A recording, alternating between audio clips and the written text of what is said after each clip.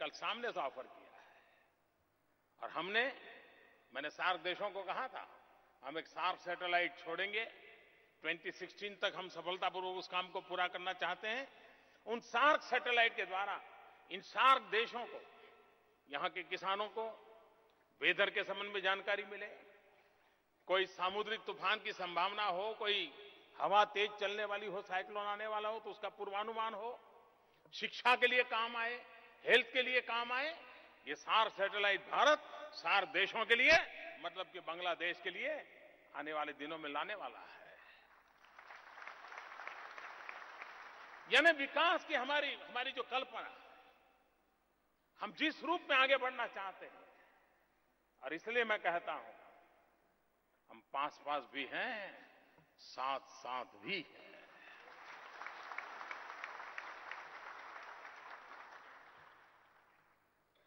बांग्लादेश ने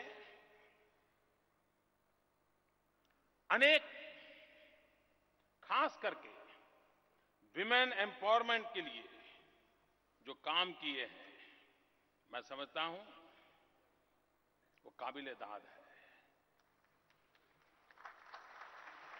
यहां के पुरुषों को कभी ईर्ष्या आती होगी कि प्रधानमंत्री महिला, स्पीकर महिला, लीडर ऑफ द ऑपोजिशन महिला, ऑपोजिशन पॉलिटिकल पार्टी की लीडर महिला, और यहां भी प्रो वाइस चांसलर महिला।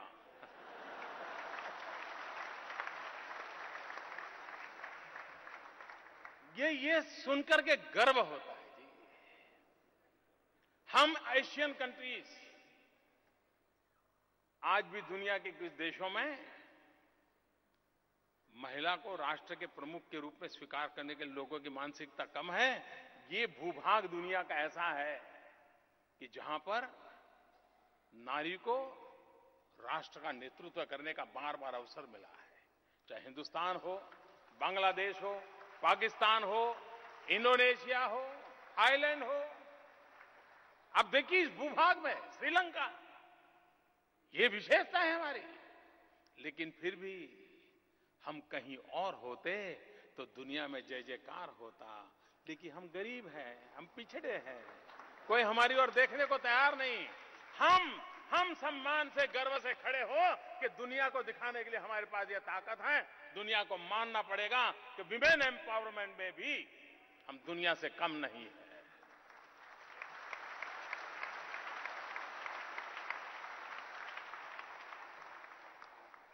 मैं 2 दिन से यहां इधर उधर जा रहा हूं तो मैं एक बिलबोर्ड देख रहा था और एक बिटिया, उसकी बड़ी तस्वीर लगी है और लिखा है, I am made in Bangladesh.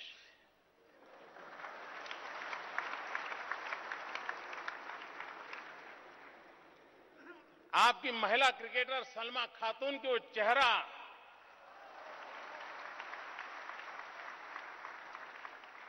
ये विमेन एम्पावरमेंट है, ये यूथ की ताकत का परिचय करवाता है। और ये जब सुनते हैं तो कितना गर्व होता है। हमारे यहां अभी क्रिकेट का दौर समाप्त हुआ और जब बांग्लादेश का नौजवान अल हसन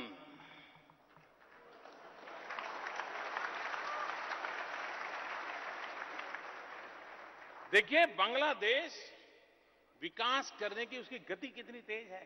क्रिकेट की दुनिया में बांग्लादेश की एंट्री देर से हुई, लेकिन आज हिंदुस्तान समेत सभी क्रिकेट टीमों को बांग्लादेश की क्रिकेट टीम को कम आंकने की हिम्मत नहीं है।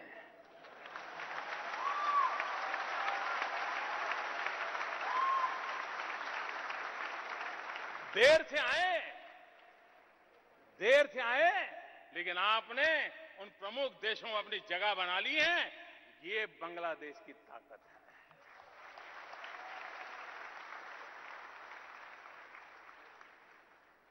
कुछ वर्ष पहले मैंने जब निशात मुजुमदार और वाजपेयी भूल तो नहीं गए ना आप लोग? गरीब परिवार की 2 बेटियां गरीब परिवार से आई और एवरेस्ट जाकर के आ गई।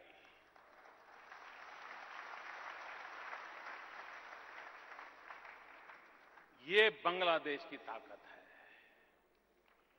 और मुझे गर्व है कि मैं उस बांग्लादेश के साथ साथ चलने के लिए आया हूं।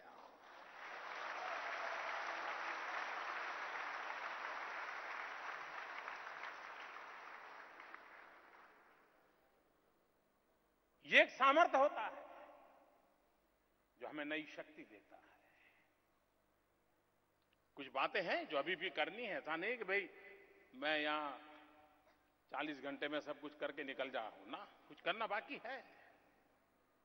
क्योंकि मुझे 125 करोड़ का देश है, अनेक राज्य हैं, सबको साथ लेकर के चलना होता है। और बांग्लादेश को साथ साथ चलता हूं तो मेरे राज्यों के भी तो साथ साथ चलना होता है।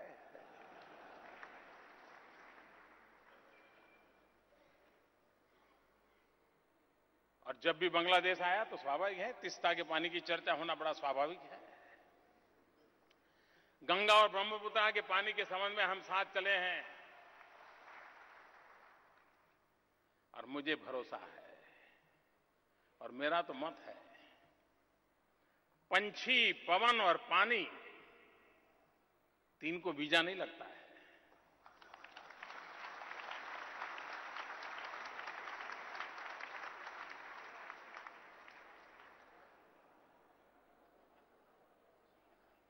और इसलिए पानी ये राजनीतिक मुद्दा नहीं हो सकता है। पानी ये मानवता के आधार पर होता है, मानवीय मूल्यों के आधार पर होता है। और उसको मानवीय मूल्यों के आधार पर समस्या का समाधान करने का प्रयास हम मिलकर के करेंगे, मुझे विश्वास है, और रास्ते निकलेंगे, मैं विश्वास दिलाता हूं। कोशिश जारी रहनी चाहिए, विश्वास टूटना नहीं चाहिए, विश्वास डिगना नहीं चाहिए, परिणाम मिलकर के रहता है।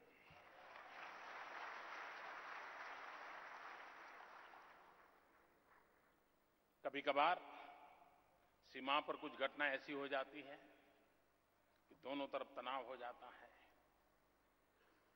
किसी भी निर्दोष की मौत हर किसी के लिए पीड़ादायक होती है।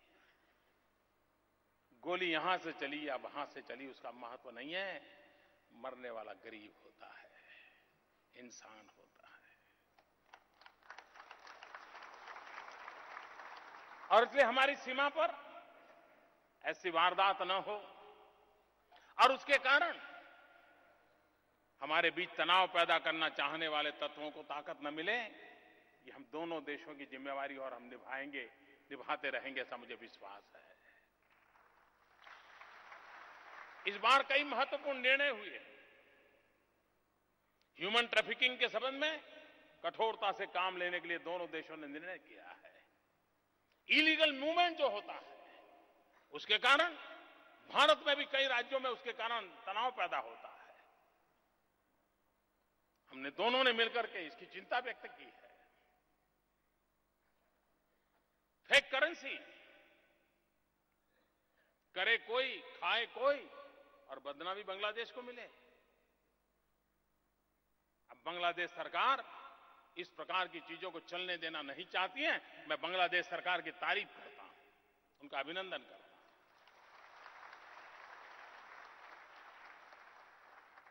यही तो चीजें हैं जो हमें साथ साथ चलने के लिए हमारा हौसला बुलंद करते हैं। और आज साथ साथ चलते हैं, कल साथ साथ दौड़ना भी शुरू कर देंगे। इसी से तो ताकत आती है और उसी ताकत को लेकर के हम आगे बढ़ना चाहते हैं। इतना ही नहीं, विकास की जब नई ऊंचाइयों को हमें पार करना है, डिफेंस के क्षेत्र में हम सहयोग करते हैं, सहयोग करना चाहते हैं, सहयोग बढ़ाना चाहते हैं। इस बार हमने लाइन ऑफ क्रेडिट $2 बिलियन किया है।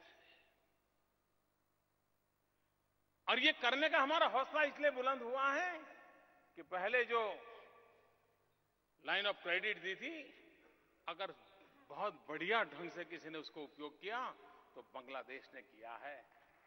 और इसलिए ये नया जो लाइन ऑफ क्रेडिट का हमारा निर्णय है, मुझे पूरा भरोसा है कि बांग्लादेश उसका सही सही उपयोग करेगा। हमने एक बड़ा महत्वपूर्ण निर्णय किया है इंडिया एसईजेड बनाने का।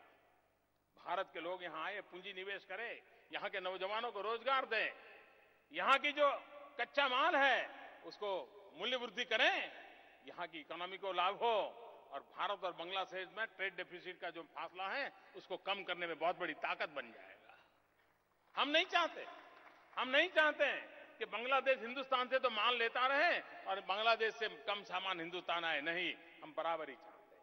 हम भी चाहते हैं बांग्लादेश का माल हिंदुस्तान में बिकना चाहिए। हम बराबरी से आपके एक मित्र राष्ट्र के रूप में हम खड़े हैं आपके साथ।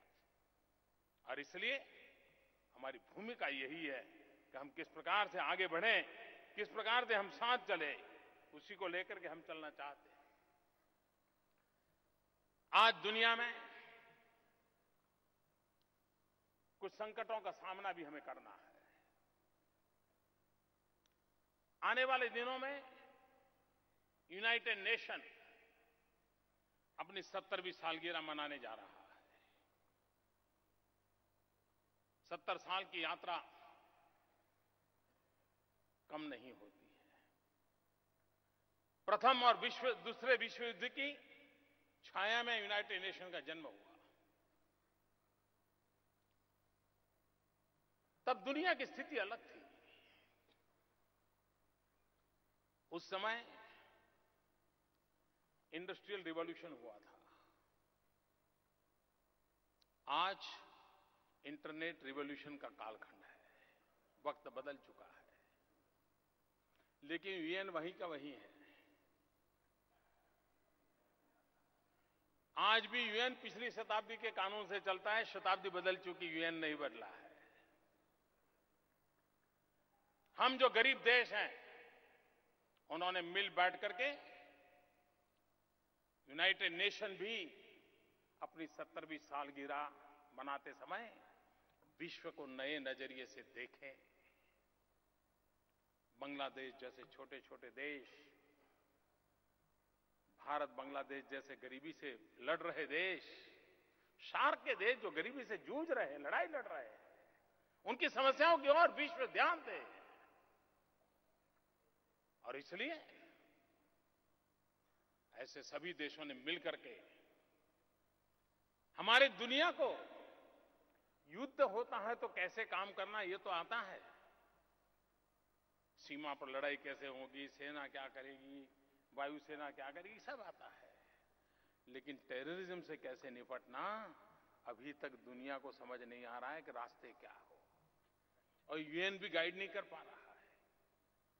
मुझे खुशी की बात है कि बांग्लादेश की प्रधानमंत्री एक महिला होने के बावजूद भी डंके की चोट पर कह रही है कि टेररिज्म के संबंध में मेरा जीरो टॉलरेंस है।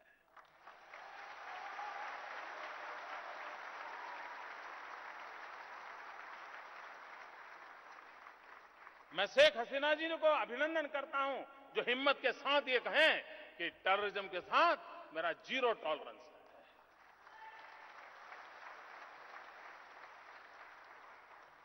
टेररिज्म, इसको कोई सीमा नहीं है, कोई भूभाग नहीं है। भारत तो पिछले 40 साल से उसके कारण परेशान है। कितने निर्दोष लोगों की जिंदगी तबाह हो जाती है, कितना रक्त बह रहा है। और टेररिज्म के जुड़े हुए लोग क्या पाया उन्होंने, क्या दिया दुनिया को उन्होंने। और इसलिए टेररिज्म का रूप ऐसा है जिसे कोई सीमाएं नहीं है, कोई भूभाग नहीं है, न उसके कोई आदर्श है, न कोई मूल्य है, न कोई संस्कृति है, न कोई परंपरा है। अगर है तो उनका एक ही इरादा है, और वो है मानवता की दुश्मनी। टेररिज्म वो मानवता का दुश्मन है। और इसलिए हम किसी भी पंथ संप्रदाय के क्यों न हो, किसी भी पूजा पद्धति में क्यों न मानते हो, हम पूजा पद्धति में विश्वास करते हो या न करते हो, हम ईश्वर या अल्लाह में विश्वास करते हो या न करते हो, लेकिन मानवता के खिलाफ ये जो लड़ाई चली है, मानवतावादी शक्तियों का एक होना बहुत आवश्यक है। जो भी मानवता में विश्वास करते हैं, उन सभी देशों को एक होना बहुत अनिवार्य हुआ है। और हम इस आतंकवादी मानसिकता, इसको आइसोलेट करें, उसको निहत्थे करें और मानवता की रक्षा के लिए हम आगे बढ़ें। और इस काम में बांग्लादेश की सरकार ने जीरो टॉलरेंस ये जो संकल्प किया है, मैं उनका गौरव करता हूं, मैं उनका अभिनंदन करता हूं।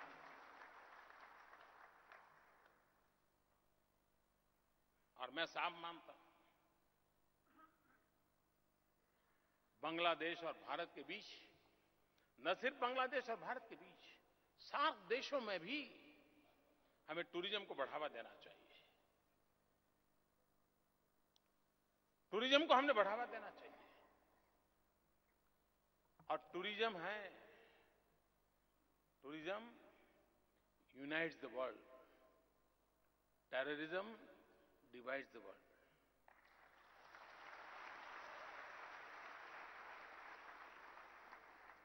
हम एक दूसरे को जाने पहचाने, नई पीढ़ी मिले जुले, बात करे, गर्व करे।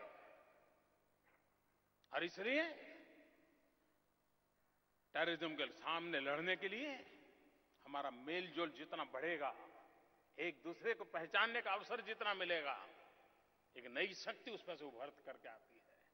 उस नई शक्ति को हमने आगे बढ़ाना है और इस देश में दिशा में हमने प्रयास करना है। यूएन सिक्योरिटी काउंसिल में अभी भी हिंदुस्तान को जगह नहीं मिल रही है, परमानेंट मेंबरशिप नहीं मिल रही है। आप कल्पना कर सकते हैं, दुनिया की 1/6 पॉपुलेशन, हर छठा व्यक्ति हिंदुस्तानी है, लेकिन उसको दुनिया की शांति के संबंध में चर्चा करने के लिए हक नहीं है। कैसी सोच है। और वो देश, और मैं डंके की चोट पर दुनिया के सामने आंख से आंख मिला करके कह रहा हूं, वक्त बदल चुका है, समय से पहले जान जाइए।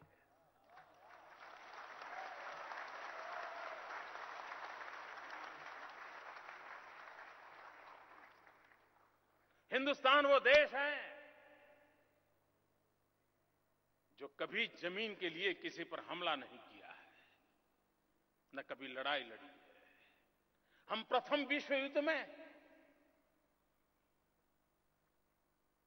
13 लाख हिंदुस्तान की सेना के जवान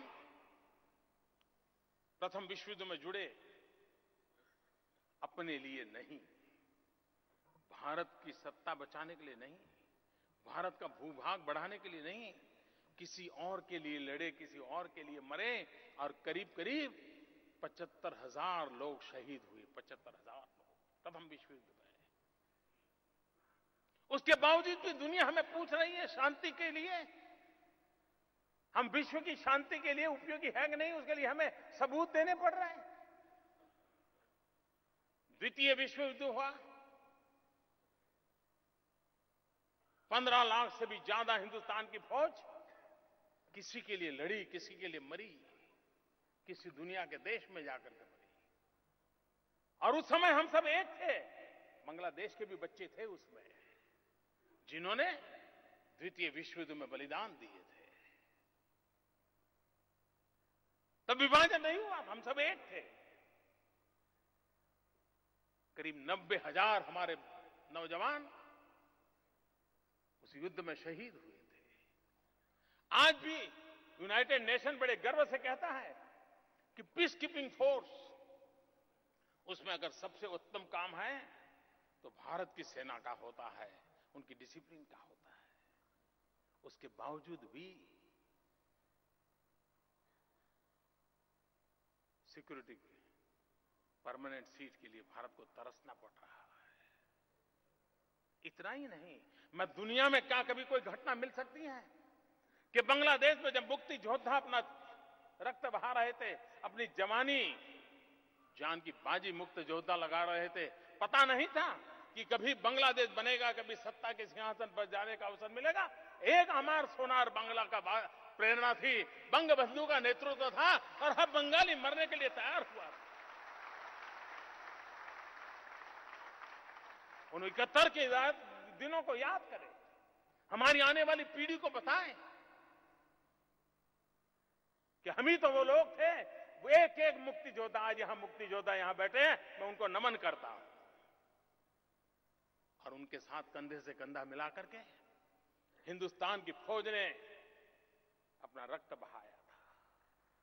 और कोई कह नहीं सकता था कि ये रक्त मुक्ति योद्धा का है, ये रक्त भारत की सेना के जवान का है। कोई फर्क महसूस नहीं होता था। वो भावना का प्रबल उमंग।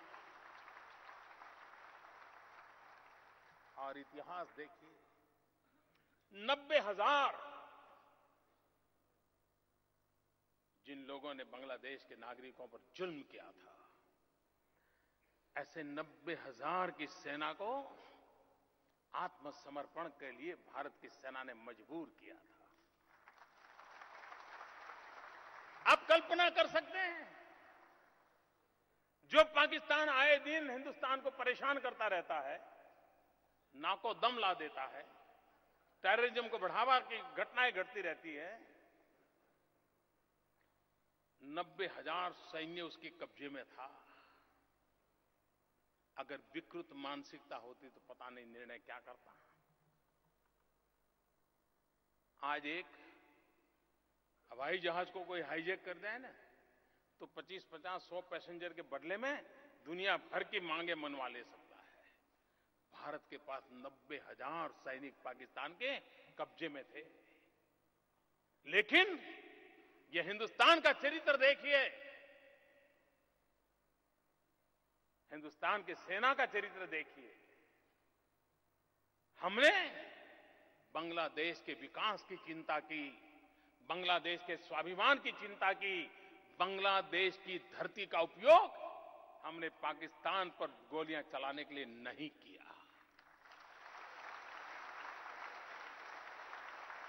हमने बांग्लादेश के स्वाभिमान के लिए, मुक्ति योद्धाओं के लिए लड़ाई लड़ी, लेकिन उन 90,000 का ब्लैकमेलिंग करके पाकिस्तान के खिलाफ लड़ने के लिए हमने बांग्लादेश की भूमि का उपयोग नहीं किया। क्यों? हम चाहते थे कि बांग्लादेश बंगबंधु के नेतृत्व में आगे बढ़े, विकास की नई ऊंचाइयों को पार करे। यह हमारा सपना था और इसलिए हमने हमारे सपनों को चूर कर दिया, हमारी मुसीबतों को हमने दफना दिया और हमने 90,000 सैनिक वापस दे दिए। 90,000 सैनिक वापस देने की एकमात्र घटना की ताकत इतनी है कि पूरे विश्व ने भारत की शांति के प्रति प्रतिबद्धता कितनी है, विश्व शांति के लिए प्रतिबद्धता कितनी है, इसको नापने के लिए ये एक घटना काफी है। और भारत को परमानेंट मेंबरशिप के लिए रास्ते खुल जाने चाहिए।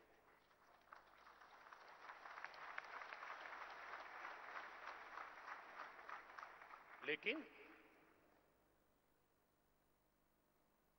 मुझे मालूम है, गरीब देशों को, डेवलपिंग कंट्रीज को, हम जैसे इस इलाके में दूर सुदूर पड़े हुए लोगों को मिल बैठ करके लड़ाइयां लड़नी पड़ेगी। विश्व के रंगमंच पर हम सबको एक ताकत बनकर के उभरना पड़ेगा। हमारी समस्याओं का समाधान करने के लिए हम अपने आप कंधे से कंधा मिला करके चल करके समस्याओं का समाधान कर सकते हैं। किसी की मदद से अगर 2 साल में हो सकता है, तो किसी की मदद के बिना 5 साल में भी तो होके रहेगा। हम झुकने वाले नहीं हैं।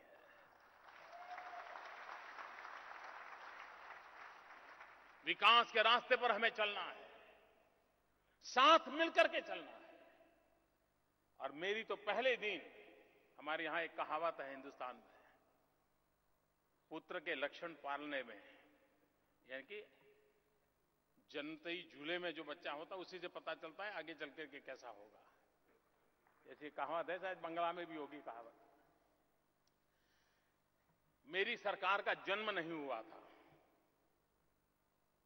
अभी तो जन्म होना बाकी था, लेकिन हमने सार्क देशों के नेताओं को शपथ समारोह में बुलाया, सभी सार्क देशों को निमंत्रित किया, सम्मानपूर्वक निमंत्रित किया और शपथ उनकी साक्षी में लिया।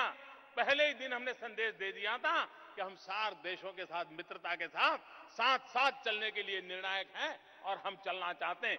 ये भूमिका लेकर के हम चलते हैं। पहले ही दिन हमने परिचय करवा दिया है। ये एक ऐसा भूभाग है जिसके पास दुनिया को बहुत कुछ देने की ताकत है और उसी ताकत के भरोसे हमारे पास क्या नहीं है। हमारे बीच कितने एकता से हमें जोड़ने वाली ताकतें कितनी तेज है। कला, संस्कृति, खान पान, सब चीज। कोई के सोच सकता है कि एक ही कवि दो देश के राष्ट्रगीत का रचयिता हो? है। यही तो है हमारी एकत्व को जोड़ता है। हमें जोड़ने वाली चीजों को उजागर करें, हमें जोड़ने वाली चीजों को लेकर के चले और हम एक शक्ति बनकर के उभरे और विकास के मार्ग पर चले। और खुशी की बात है, आपके प्रधानमंत्री जी और मेरी सोच परफेक्टली मैच होती है।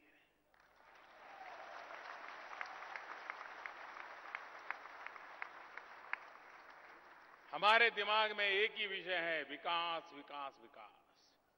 उनके दिमाग में भी एक ही है, विकास विकास विकास।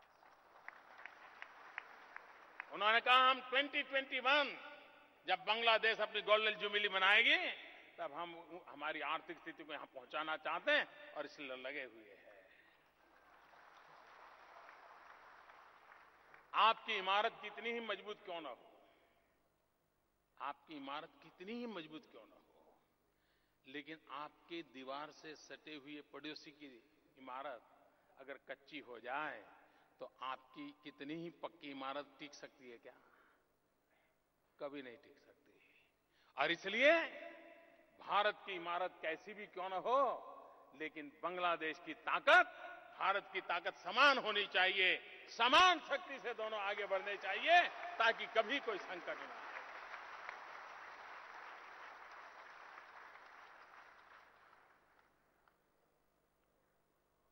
मेरा ये जो प्रवास रहा, समय तो जरा कम पड़ गया,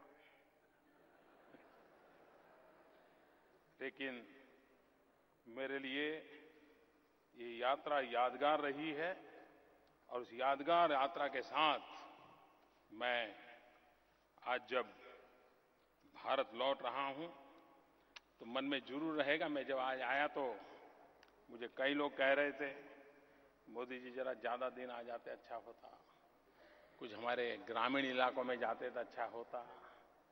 कई सारे सुझाव मेरे पास आए हैं। मुझे भी लगता है कुछ कम रह गया, कुछ कम पड़ गया, अच्छा होता। और मुझे कल हमारे ममता जी कह रही थी कि मोदी जी बांग्लादेश की मेहमान नवाजी आप कभी भूल नहीं सकते।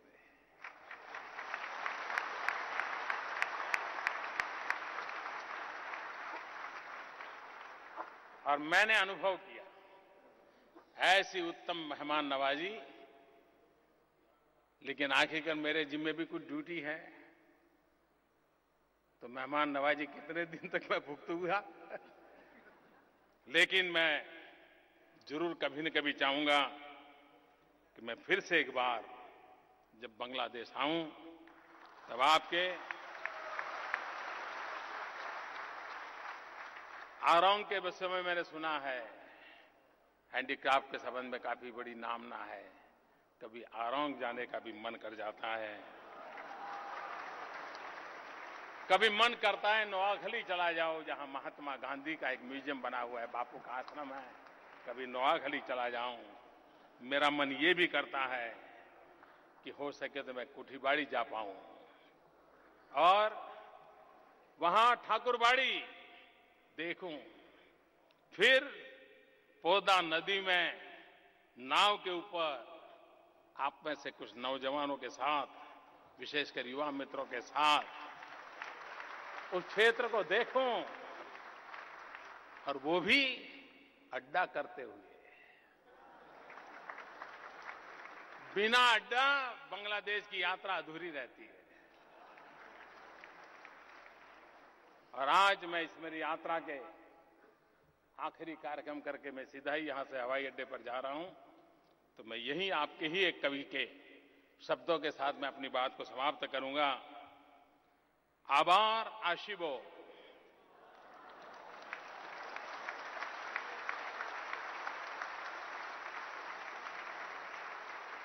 आभार आशिबो, फिरे धान सीरी रे तीरे।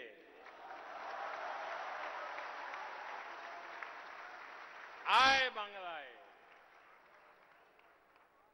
आभार आशिबो फिरे धान सीरे तीरे, आए बांग्लाए। मैं फिर एक बार आपके प्यार के लिए, इन गहरे संबंधों के लिए, भारत और बांग्लादेश के नौजवानों के सपनों के लिए, इस यात्रा को एक नई ताकत के साथ हम आगे बढ़ाएंगे। जो सपने आपने संजोए हैं वही सपने मेरे हैं। मैं जो सपने मेरे देश के लिए देखता हूं वही सपने मैं आपके लिए भी देखता हूं। हम दोनों देश के युवा पीढ़ी की ताकत के भरोसे उन सपनों को संजोते हुए आगे बढ़े, इसी शुभकामनाओं के साथ जय बांग्ला, जय Hind.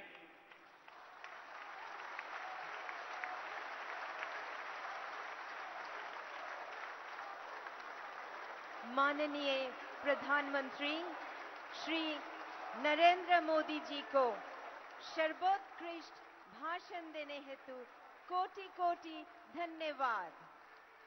On behalf of the University of Dhaka, we thank the Honorable Prime Minister of India, Shri Narendra Modi, for his beautiful and inspiring words.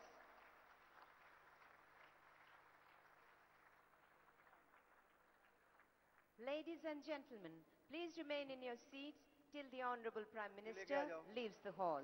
Thank you.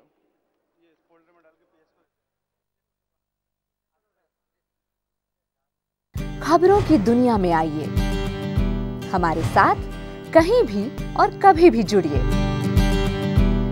हम मिलेंगे फेसबुक पर, हम दिखेंगे यूट्यूब पर, हमें फॉलो कीजिए ट्विटर पर।